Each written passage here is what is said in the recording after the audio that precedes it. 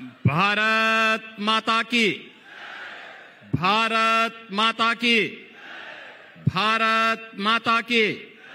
छत्तीसगढ़ महतारी की, छत्तीसगढ़ महतारी की, मां बिमलेश्वरी की, मां बिमलेश्वरी की जय जोहार। मंच पर उपस्थित भारतीय जनता पार्टी के वरिष्ठ नेता और छत्तीसगढ़ शासन के डिप्टी सीएम श्री विजय शर्मा जी, मंत्री छत्तीसगढ़ शासन श्री लखन देवांगन जी, राजेश मुड़त जी, पूर्व सांसद श्री अभिषेक सिंह जी, प्रदीप गांधी जी, श्री अशोक शर्मा जी, लोकसभा के प्रभारी श्री नारायण चंदेल जी, लोकसभा के संयोजक श्री मधुसूदन यादव जी, भारतीय जनता पार्टी के जिला पंचायत की अध्यक्ष श्रीमती गीता साहू जी और लोकप्रिय प्रत्याशी श्री संतोष पांडे जी और उपस्थित भारतीय जनता पार्टी के सभी पदाधिकारीगण, उपस्थित बहनों और भाइयों, आज मुझे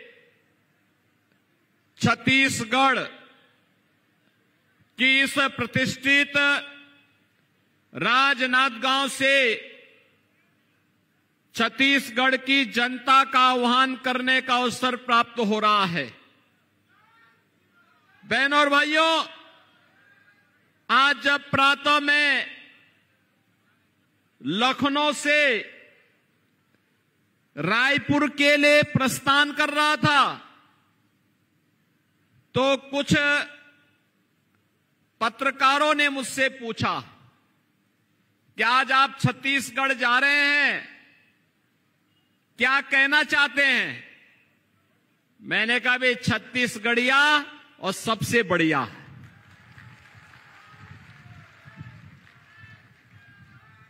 लोगों ने कहा कैसे? मैंने कहा भाई ननिहाल किसको अच्छा नहीं लगता है, और छत्तीसगढ़ तो हमारे आराध्य प्रभु श्री राम का ननिहाल है, माता कौशल्या का मायका है। जितने अभिभूत उत्तर प्रदेश वासी और देशवासी हुए हैं, अयोध्या में 500 वर्षों के बाद रामलला के पुनरागमन पर उससे ज्यादा खुशी छत्तीसगढ़ वासियों को है। और इसीलिए तो छत्तीसगढ़ के बहन और भाई जहां अभिभूत हैं, आनंदित हैं, वहीं मुझे छत्तीसगढ़ के अपने बहन भाइयों के साथ आज चुनावी सभाओं के माध्यम से संवाद बनाने का अवसर प्राप्त होगा। तो स्वाभाविक रूप से जो प्रभु के आगमन पर अभिभूत हो, आनंदित हो, उनसे बढ़िया दूसरा तो नहीं होगा। और इसलिए मैंने कहा छत्तीसगढ़िया तो सबसे बढ़िया। बहनों और भाइयों, छत्तीसगढ़ अपनी पहचान आज से नहीं, हजारों वर्षों से अपनी इस विरासत का संरक्षण करती आ रही है। सरकारों ने उपेक्षा की होगी, लोगों ने तमाम प्रकार के गलत तरीके से यहां की छवि को प्रस्तुत करने का प्रयास किया होगा, लेकिन भारतीय जनता पार्टी की सरकारें छत्तीसगढ़ के अंदर या केंद्र में श्रद्धेय अटल जी की सरकार रही हो या फिर पिछले 10 वर्ष में प्रधानमंत्री मोदी जी के नेतृत्व की सरकार, जिस मजबूती के साथ छत्तीसगढ़ को उसकी पहचान दिलाने के लिए प्रतिबद्ध दिखाई देती है, वह अभिभूत करने वाली है। और इसलिए बहनों और भाइयों, आज हम सब आपके पास आए हैं आपसे कहने के लिए, आपने देखा होगा जो काम अयोध्या में हुआ है, प्रभु रामलला 500 वर्षों का इंतजार समाप्त करके फिर से अयोध्या में उनका आगमन हुआ है। क्या ये काम कांग्रेस के लोग कर पाते क्या ये काम कांग्रेस के लोग कर पाते क्या? देखो, जब भगवान राम को 14 वर्ष का वनवास हुआ था तो उन्होंने उस समय भी उस कालखंड का उपयोग भी कहां किया? सबसे पहले जब अपने स्वयं के अयोध्या से उनको वन के लिए जाना पड़ा तो उन्होंने इसी छत्तीसगढ़ की तरफ रुख किया, क्योंकि ननिहाल नजदीक था। और पहले चित्रकूट आए और फिर ही दंडकारण्य होते हुए पंचवटी की तरफ गए। और उस समय भी उनके सामने चुनौती थी, और चुनौती यही थी कि उस समय भी रावण के कुछ राक्षस उस समय इस पूरे क्षेत्र को, यहां के ऋषि मुनि और ज्ञान और आराधना में रत, उस समय की साधना में रत ऋषि मुनियों को परेशान करते थे, वहां के सभ्य समाज को प्रताड़ित करते थे। उनकी सुरक्षा का दायित्व उस कालखंड में हजारों वर्ष पहले प्रभु राम ने अपने कंधे में ली थी कि नहीं, निस्सरहीन करो मही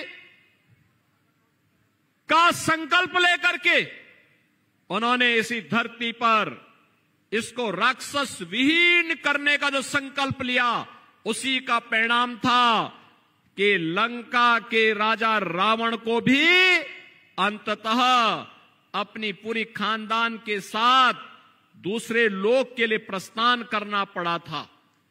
बहनों और भाइयों, प्रभु राम की इस महिमा की भूमि छत्तीसगढ़ में आकर के कौन लोग अभिभूत नहीं होंगे? जब रायपुर में भगवान राम का मंदिर बन रहा था, डॉक्टर रमन सिंह जी उस समय यहां के मुख्यमंत्री थे।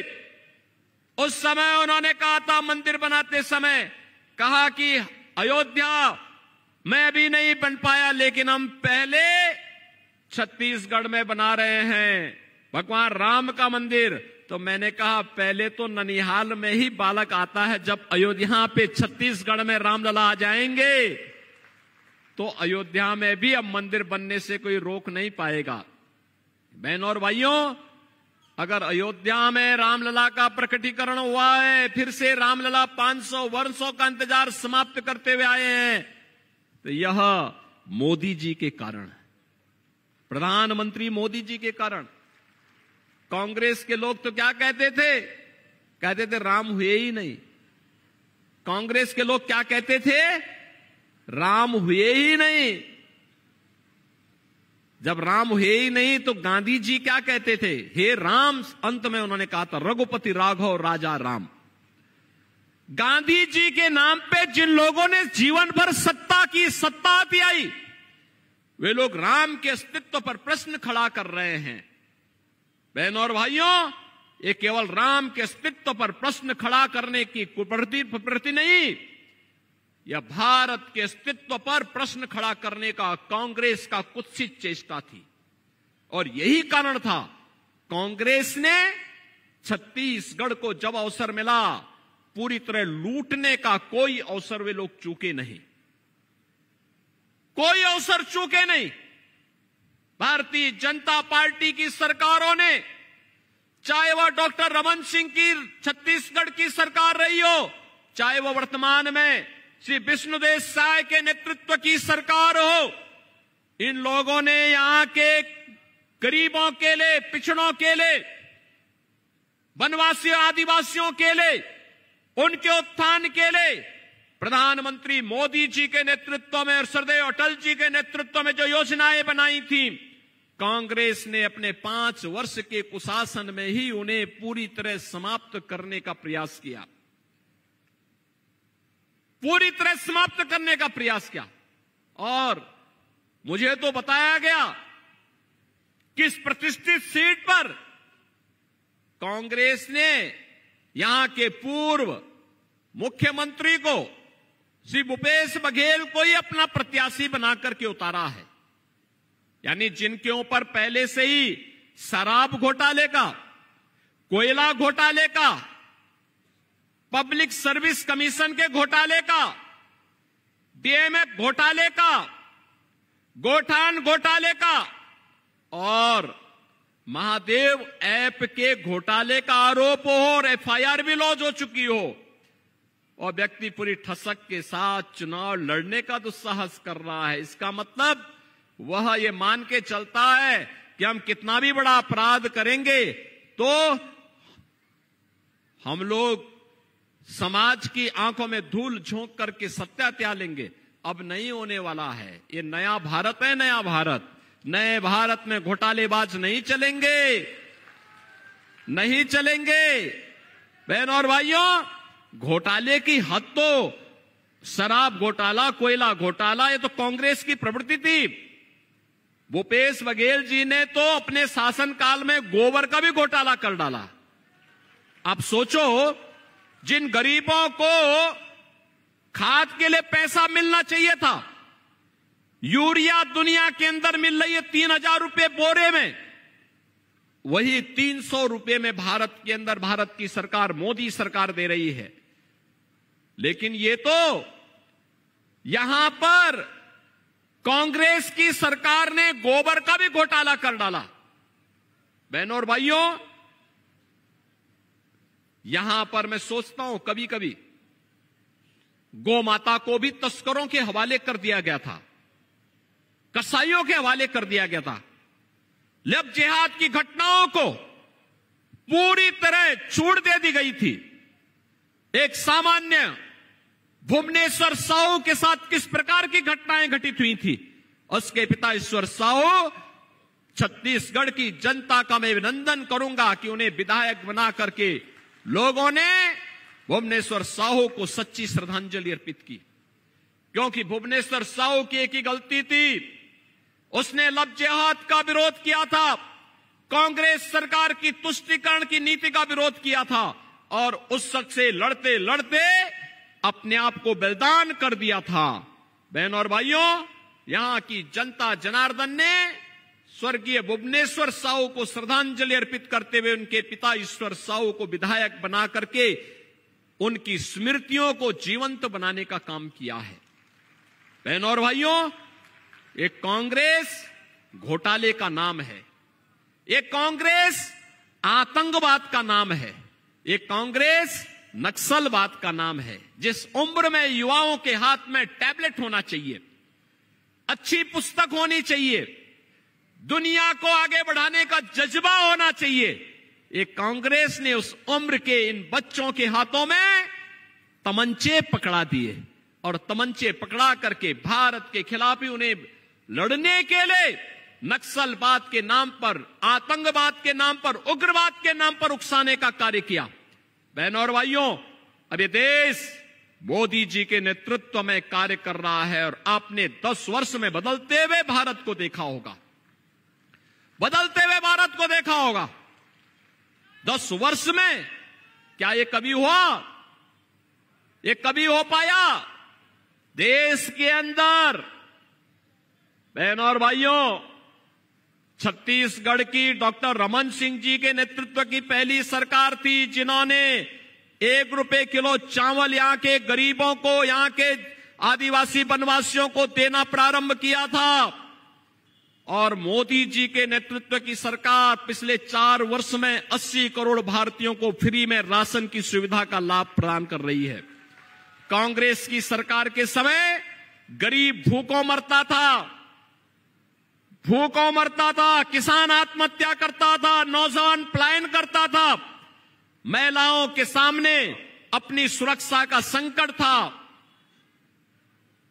मोदी जी के नेतृत्व में 80 करोड़ गरीबों को फ्री में राशन की सुविधा का लाभ, 60 करोड़ गरीबों को 5 लाख रुपए की स्वास्थ्य बीमा का, आयुष्मान भारत का कवर, हर वर्ष 5 लाख रुपए की।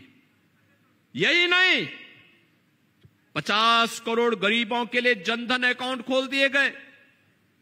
जो पैसा कमीशन खोरी का कांग्रेसियों की प्रवृत्ति का हिस्सा था, मोदी जी ने जनधन अकाउंट खोल करके उसको पूरी तरह उस पर रोक लगाने का काम किया। बहनों और भाइयों, 12 करोड़ अन्नदाता किसानों को प्रधानमंत्री किसान सम्मान निधि का लाभ, 12 करोड़ गरीबों के घर में शौचालय का निर्माण, 10 करोड़ महिला स्वयंसेवी समूहों को आर्थिक स्वावलंबन के मार्ग पर अग्रसर करने का कार्य। बहनों और भाइयों, 10 करोड़ गरीबों के घर में उज्ज्वला योजना का रसोई गैस का सिलेंडर भी पहुंचा दिया गया। 4 करोड़ गरीबों के मकान मोदी जी के नेतृत्व में देश में बने। उत्तर प्रदेश ने 56 लाख गरीबों के मकान बनाए, लेकिन भूपेश बघेल की सरकार ने 18 लाख गरीबों को छत्तीसगढ़ के अंदर मकान से वंचित किया था, क्योंकि मोदी जी पैसा देना चाहते थे, लेकिन भूपेश बघेल उसको लेना नहीं चाहते थे।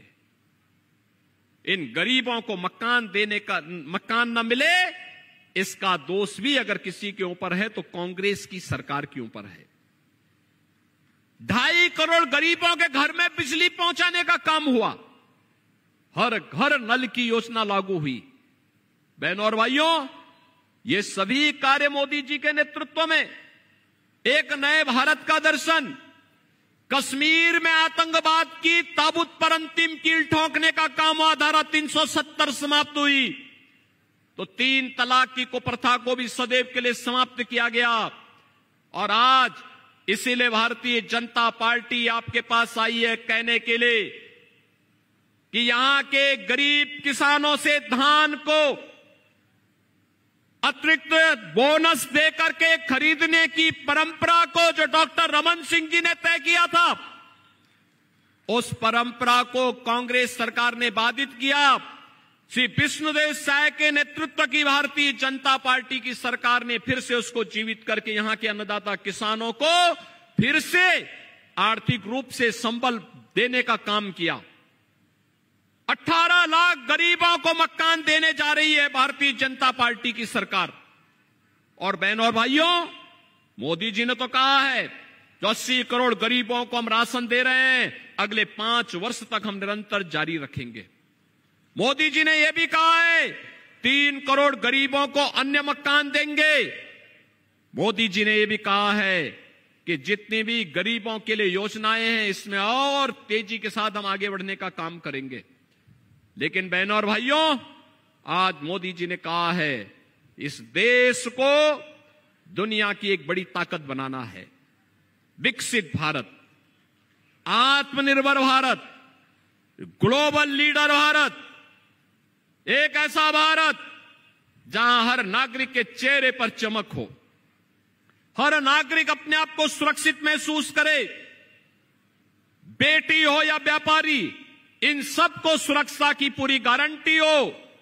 और यह कार्य केवल और केवल भारतीय जनता पार्टी दे सकती है। बहनों और भाइयों, आपकी आस्था का सम्मान भी केवल और केवल भारतीय जनता पार्टी कर सकती है।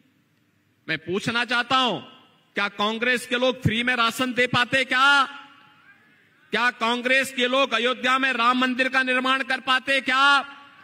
क्या कांग्रेस के लोग नक्सलवाद की समस्या का समाधान कर पाते? क्या कांग्रेस के लोगों के द्वारा बेटी और व्यापारी को सुरक्षा प्रदान करने का प्रयास हो सकता है?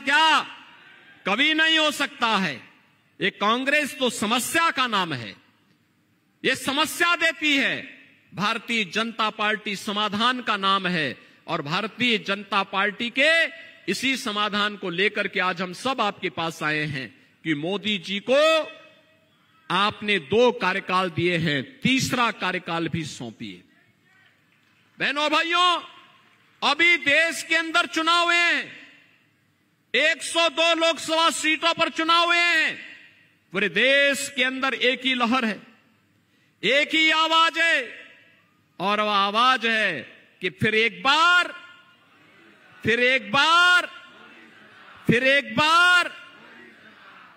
मोदी सरकार। तो फिर एक बार मोदी सरकार की जो गूंज है, उस गूंज को छत्तीसगढ़ में भी हमें गूंजायमान करना है। सहमत हैं? सहमत हैं? सभी सहमत हैं? पीछे तक मुझे बताओ, थोड़ा हाथ खड़ा करके, सभी लोग सहमत हैं? सभी लोग सहमत हैं? भारतीय जनता पार्टी ने मोदी जी के प्रतिनिधि के रूप में इस राजनांदगांव में श्री संतोष पांडे को फिर अपना प्रत्याशी बनाकर के उतारा है। सभी लोग सहमत हैं ना?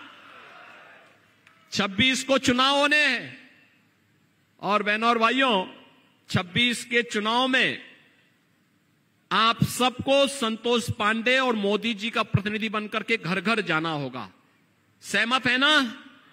सहमत है? जाएंगे, विजयी बना के लाएंगे। जो लोग जातिवाद के नाम पर और अन्य तमाम वाद के आधार पर यहां बांटना चाहते हैं, उनको दरकिनार करेंगे। सभी लोग सहमत हैं? सभी लोग सहमत हैं? कमल चुनाव चिन्ह पर विजयी बना के भेजेंगे। बहनों और भाइयों, आप सबसे मेरी अपील है, किसी संतोष पांडे जी को कमल चुनाव चिन्ह पर भारी बहुमत से विजयी बनाने का आप कार्य करेंगे। आप सब मेरे साथ बोलेंगे, भारत माता की, भारत माता की, भारत माता की।